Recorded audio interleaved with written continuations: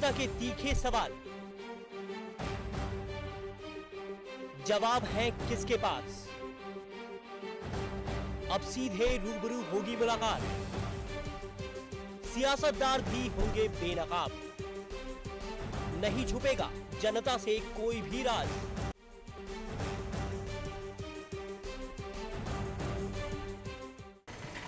नमस्कार, DG news के खास कार्यक्रम मुद्दे की बात में आपका स्वागत है। मैं हूं जीएस यादव और मुद्दे की बात कार्यक्रम में आज हमारे मेहमान के तौर पर उपस्थित हैं अतिरिक्त पुलिस अधीक्षक क्राइम श्री विनय प्रकाश पाल साहब। पाल साहब, आपका हमारे स्टूडियो में स्वागत है। हम शहर में बढ़ते अपराधों या अपराधों पर की गई कार्रवाइयों पर लंबी चर्चा करें, उसके पहले मैं आपको बता दूं कि अपराधों की दुनिया में जिस तरह से अपराधियों ने कदम रखे हैं, पुलिस भी एक कदम उससे आगे बढ़ने का प्रयास करती है। लेकिन अपराधियों को पकड़ने में भले ही लेट लवेट होती रहे पुलिस, और अपराधों को पूरा करने में, अपराधियों को पकड़ने में पुलिस कहीं पीछे नजर नहीं आती है।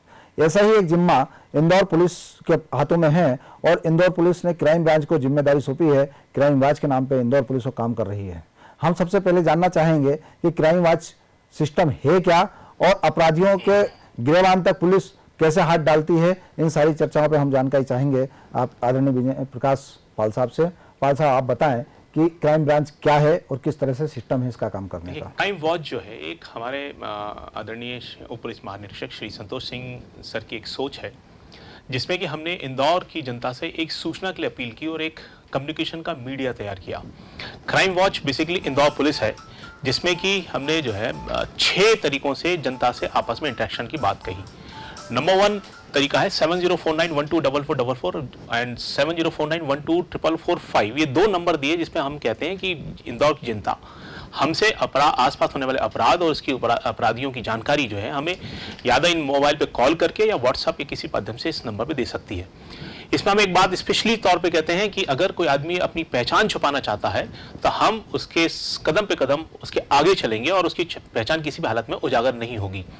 और अगर व्यक्ति मोबाइल पे कॉल करता है तो एक बार की संभावना है कि जो फर्स्ट एंड पे हमारा जो कॉल रिसीवर है वो उसके पास भी नंबर अगर वो आप नहीं पहुंचाना चाहते तो हमारे लैंडलाइन नंबर 0731251037 पे अगर आप कॉल करते हैं, एक ऐसा लैंडलाइन नंबर दिया जिसपे कि कोई कॉलर आईडी नहीं लगी हुई है। इसके अलावा फेसबुक आईडी पे, ट्विटर पे और ईमेल अकाउंट जो है क्राइम वॉच IND के नाम से हमने एक इंटरेक्शन मीडिया शुरू किया है। छोटे से सूक्ष्म शब्दों में कहूं तो जनता के सामने एक अपना दरवाजा खुला है, दिल खुला है, ताकि ये इंदौर की जनता इंदौर से अपराध और अपराधियों को भगाने के लिए, उनको समूलता नष्ट करने के लिए, नियंत्रण करने के लिए इंदौर पुलिस के साथ एक सूचना संचार का साधन स्थापित कर सके। पाल साहब, दिक्कत इस बात की आती है कि लगातार आम जनता पब्लिक के बीच जो रहती है और तमाम अपराधियों या तमाम मुसीबतों का सामना करती है, लेकिन पुलिस में जाने से घबराती है। संबंधित थाने जो पास में वहां जाने से घबराती है। क्या कारण रहा है कि उन बातों को भी ध्यान रख करके क्राइम ब्रांच की स्थापना की गई है, या कहीं ना कहीं पुलिस से आम पब्लिक की दूरियां थी? बहुत सारे फैक्टर्स हैं। देखिए, 1861 में जब इस पुलिस की स्थापना हुई तो उसका उद्देश्य अलग बिल्कुल विभिन्न था। आज की पुलिस और 1861 की पुलिस में बहुत अंतर है, परंतु जनता हम जो हैं आज, उसे हमें जनता के बीच में अभी भी ले जाने की आवश्यकता है। इसलिए इस बात से मैं नकार नहीं कर सकता कि कहीं ना कहीं दूरियां होंगी, पर वैसी दूरियां नहीं है जैसे कि दिखती हैं। ये कि क्राइम वॉच को जो साधन हमने तैयार किया, इसमें अगर व्यक्ति चल रहा है, अचानक उसे दिखाई देता है कि कहीं कोई शराब बिक रही है, कहीं कोई अपराधी तत्व हैं, जिसमें कि व्यक्ति को सीधे अगर इंटरेक्ट करता है तो उसे लगता है कि पुलिस थाने जाकर तो पूछेंगे, विटनेस दे, FIR करा। इन सब चीजों से जो आम आदमी नॉर्मली इस कार्रवाई से बचना चाहता है या अपने आप को छुपा कर रखना चाहता है, उसके बावजूद उसकी इच्छा है, तमन्ना है कि अपराध और अपराधी इस पर नियंत्रण पा सके, तो इसलिए एक बड़ा इंपॉर्टेंट टूल है हम लोग के, जिसपे कि जनता अपने आप पहचान को छुपाकर हमसे कम्युनिकेशन कर सकती है। आप क्राइम ब्रांच के माध्यम से जिस तरह से कार्रवाइयां कर रहे हैं, आपने जो अभी तक इन्वेस्टिगेशन किया है, उसमें किस बात की संभावना देगी कि अपराध क्यों बढ़े हैं, किस तरीके से बढ़े हैं? क्या इस दिशा के भी आपने कोई अध्ययन किया हो जिसके कारण कोई निष्कर्ष सामने आया है? जी, अपराध बढ़ने के बहुत सारे कारण हैं। उसमें जो हम समान तौर पे हम बात करते हैं कि सामाजिक, आर्थिक, जिस प्रकार सोशियो इकोनॉमिक स्ट्रक्चर चेंज हो रहा है पूरे डिस्ट्रिक्ट का और हमारे आसपास के एनवायरनमेंट का, एक बहुत बड़ा फैक्टर होता है जो कि सीधे सीधे अपराध के ऊपर परिलक्षित होता है। यहाँ इंदौर के हम क्राइम एनालिसिस की बात करें तो इसमें भी जो है ये सोशियो इकोनॉमिक फैक्टर बहुत इंपॉर्टेंट फैक्टर है। इमिग्रेशन बहुत है, आइडेंटिफिकेशन ऑफ इमिग्रेंट पर्सन वो अपने आप में बड़ा प्रश्न चिन्ह है। और आदमी के अंदर जो है एक डेवलपमेंट की, विकास करने की जब अंदर एक चीज पैदा होती है तो वो किसी भी साधन से विकास करना चाहता है।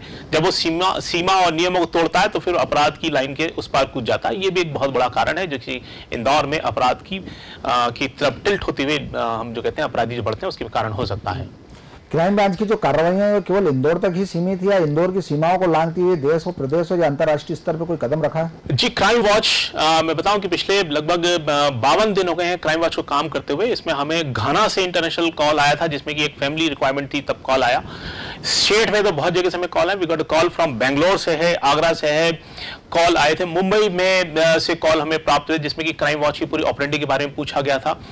क्राइम वॉच का नंबर जिस प्रकार से फेसबुक और ट्विटर पे है और आप लोग की साझा से जिस प्रकार से जनता के बीच में पहुंचा है, तो केवल इंदौर तक सीमित ना होकर कई जगह से कॉल आए। अब मैं पिछले 15 दिन की बात कर लूं तो रायसेन और शहडोल से 2 जगह से फरियादियों ने स्पेशली रिक्वेस्ट किया था, उन्होंने डिमांड किया था सर आपकी जो क्राइम वॉच की यूनिट है हमारे इधर की उसकी एजेंसी खोल दीजिए, कि यूनिट खोल दीजिए। तो हमें एक बड़ा अच्छा रिस्पांस आप लोग के माध्यम से जिस पास ये नंबर पहुंचे और जनता के बीच में गए हमें मिल रहा है। हम चाहेंगे कि आपकी क्राइम ब्रांच लगातार इस तरह से उन्नति करते रहे, लेकिन इसमें एक सवाल और खड़ा होता है कि कई बार पुलिस पर आक्षेप लगते हैं कि पुलिस कार्रवाई तो करती है, बड़े अफसर ईमानदारी का काम करने के लिए दिशा निर्देश भी जारी करते हैं, लेकिन कहीं ना कहीं कुछ दूसरे स्तर पे या निचले स्तर पे पुलिस कर्मचारी हैं जिनके कारण से पूरा ताना बाना जो पुलिस का है या जो एक ढांचा खड़ा किया जाता है एक सामाजिक हित में, वो कहीं ना कहीं बदनाम होता सा नजर आता है। देखिए, क्राइम वॉच एक बिल्कुल इन सब चीजों को दूर करने के लिए हम लोगों ने एक जो संचार साधन बनाया है। इसमें आप जब फोन करते हैं तो ये ऑफिस कहाँ है क्राइम वॉच का, कहीं कोई ऑफिस नहीं है। इस क्राइम वॉच में कौन आदमी काम कर रहा है इसका नाम ओपन नहीं है।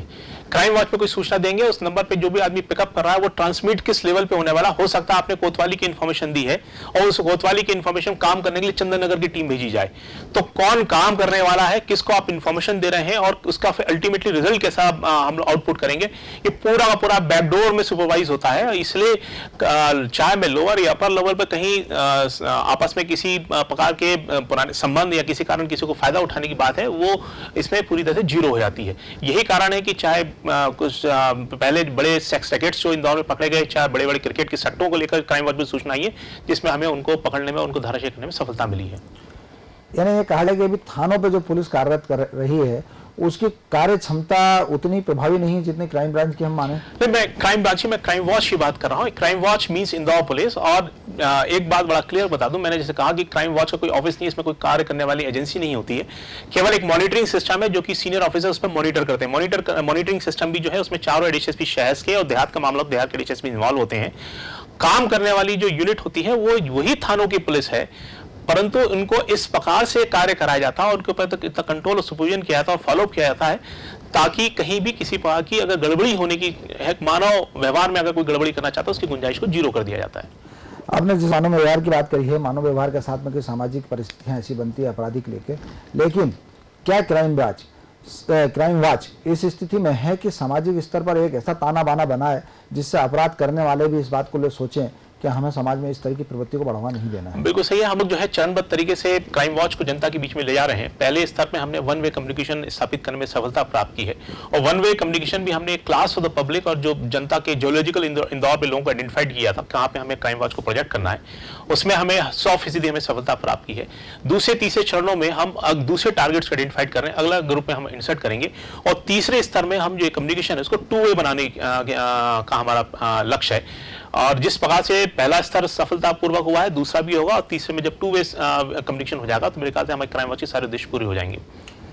पाल साहब, अक्सर देखने में आया है कि शिक्षण संस्थाएं जो रहती हैं वहाँ कुछ असामाजिक तत्व जो है विद्यार्थियों को या खास करके छात्राओं को प्रताड़ित या परेशान करने का या हैरेसमेंट करने की जो प्रयास किया करते हैं, उस दिशा में भी क्राइम वॉच ने कहीं ना कहीं काम किया है, क्योंकि लगातार जो सूचनाएं क्राइम वॉच के पास में आ रही हैं वो उसको देखते हुए आपने एक मूवमेंट तैयार किया है। उस मूवमेंट का कितना असर देखने को मिला है? क्या स्कूल या शिक्षण संस्थाओं के कॉलेज के विद्यार्थी आपसे जुड़े हैं? जी हाँ, बिल्कुल सही आपने गौर फरमाया कि हमने जो है जो सेकंड फेज जिसकी मैं बात कर रहा हूँ कि हम एक दूसरे क्लास ऑफ पब्लिक से हमें इंटरेक्ट करना हम लोगों ने प्रारंभ किया है। फर्स्ट फेज में हमें पास लगभग 45 से 47 मिनट में एक इन्फॉर्मेशन मिलती थी। मतलब मैं एवरेज निकालूं जो पर डे इन्फॉर्मेशन निकालती डिवाइड बाई 24 करूँ तो 45 टू 47 मिनट्स में हमें एक इन्फॉर्मेशन आ रही थी।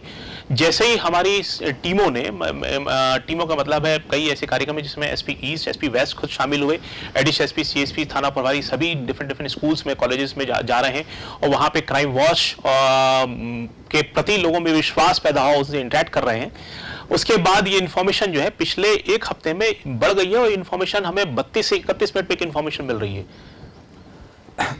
शहर में अपराधों को लेकर जिस तरह से चर्चाएं होती हैं, वो आप क्राइम वॉच के माध्यम से उस पर नियंत्रण करने का प्रयास करते हैं, लेकिन हम अगर अपराधों के आंकड़ों को देखें, पिछले वर्ष की तुलना में अगर हम देखें तो ये जरूर है कि हत्याओं के मामले में पुलिस ने नियंत्रण किया है कि हत्याएं पिछले साल के बच्चा इस बीते वर्ष में 17 हत्याएं कम हुई हैं। लेकिन हम देखें हत्या के प्रयास बढ़े हैं और डकैती की योजनाएं जो है, डकैती के मामले बढ़े हैं, इसका क्या कारण है? देखिए, बड़ा सिंपल सा मैकेनिज्म है। हमने अपने जो है फिजिकल मेन ऑफेंसेस थे और जो प्रॉपर्टी मेन ऑफेंसेस थे उन पे बड़ा अच्छी सफलता प्राप्ति कंट्रोल करने में। यही कारण है कि अगर आप पिछले 10 साल के आंकड़े उठा लें तो एवरेज उनका निकालते तो उससे कम 5 गुना ज्यादा डकैती की तैयारी करते हुए लोग पकड़े गए हैं।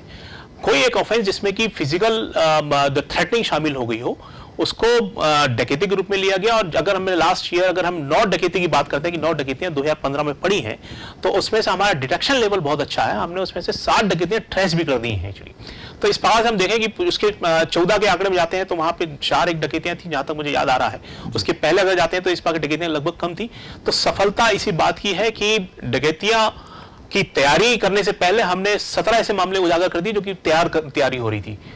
दैट इज द रीजन कि किस प्रकार से प्रॉपर्टी ऑफेंसेस पे कंट्रोल करें। उसका इंपैक्ट आप देखें तो चोरियों पे दिखाई देगा आपको, मोटरसाइकिल चोरी पे दिखाई देगा आपको, साधन चोरी पे दिखाई देगा आपको, पशु चोरी पे दिखाई देगा, जो कि 2011 के कंपैरेटिव में, जबकि हम 5 साल बाद पहले की स्थिति में हमने अपराध को लाने में सफलता प्राप्त की है।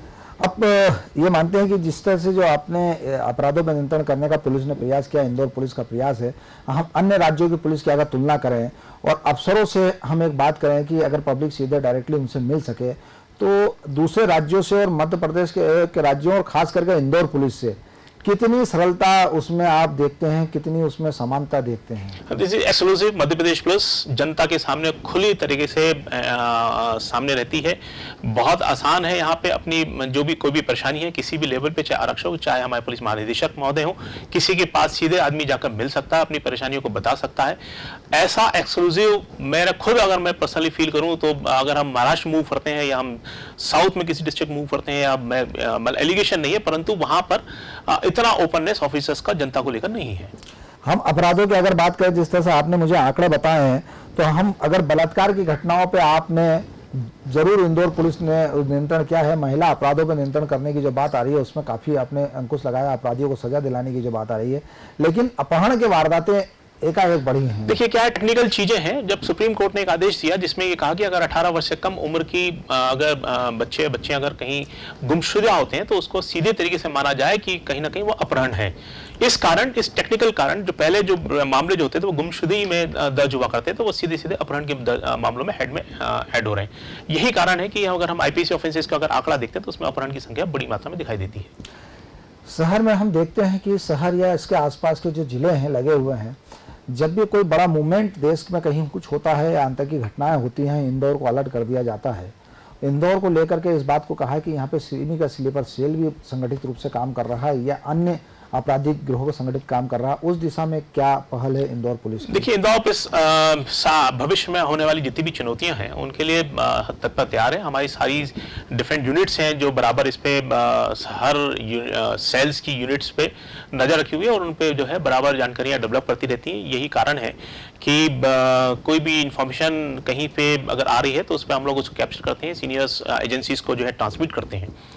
तो is a part of policing, उसमें इंदौर पुलिस जो है अपनी तरफ दक्षतापूर्वक कार्य कर रही है। पुलिस को लेकर के जिस तरह की एक भ्रांतियां रहती है कि पुलिस जो है गरीबों की सुनती नहीं है, और पुलिस जब के पास में कोई व्यक्ति अपनी फरियाद लेकर के जाता है तो उस फरियादी को धुतकार दिया जाता है, क्या ये स्थिति अभी भी है या उसमें कोई परिवर्तन हुआ है? भारी बहुत परिवर्तन हुआ है।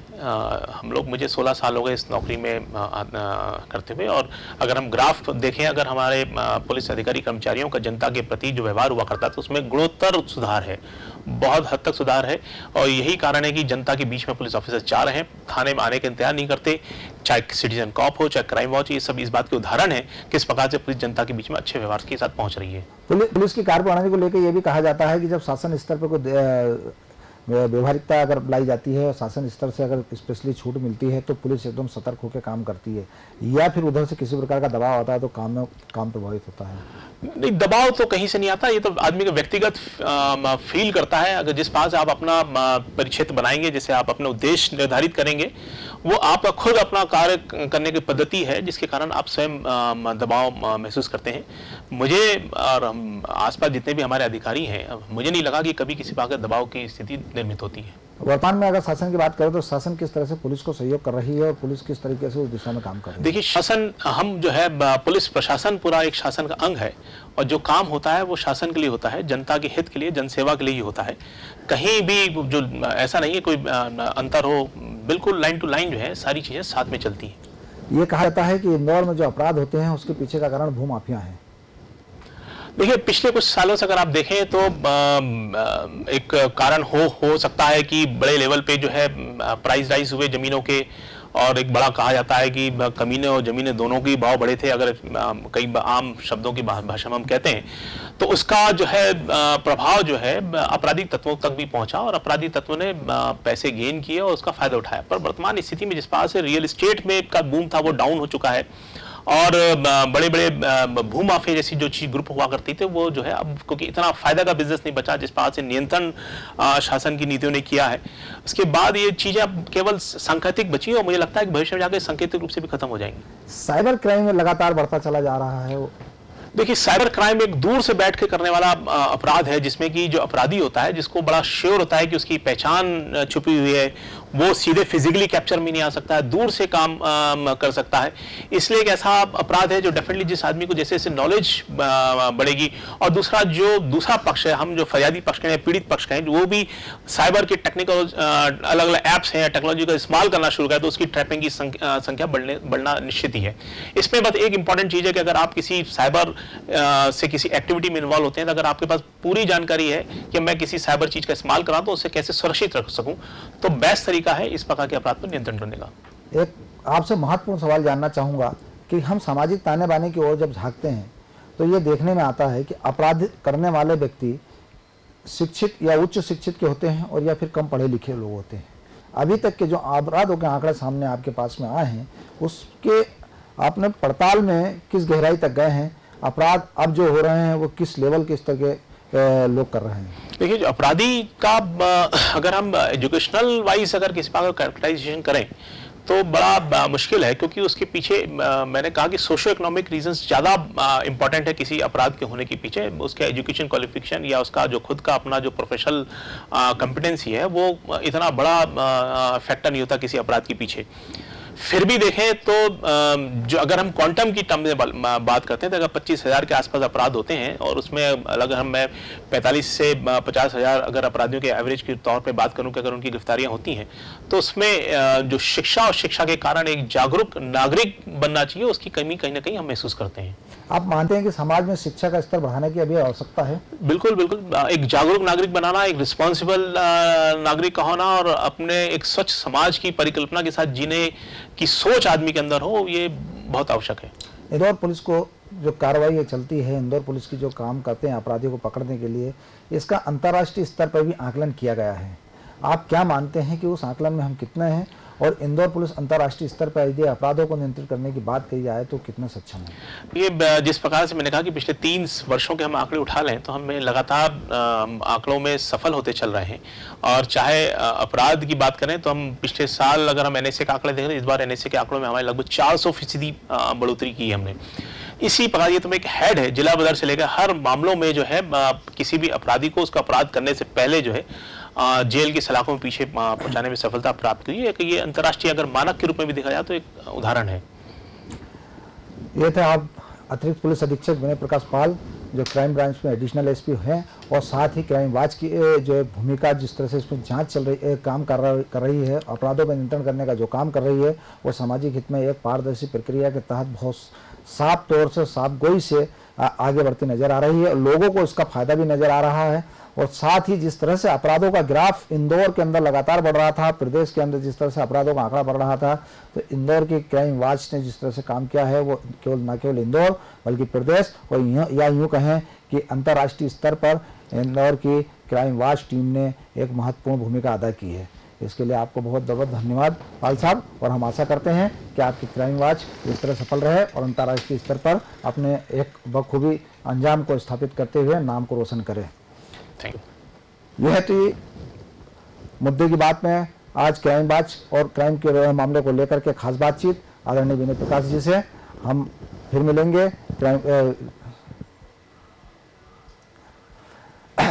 ये थी क्राइम वॉच और इंदौर के बढ़ते अपराधों को लेकर के एक महत्वपूर्ण चर्चा एडिशनल एसपी श्री विनय प्रकाश पाल जी से। हम आशा करते हैं कि ये मुहिम आगे भी चलती रहे और सफलता मिलती रहे।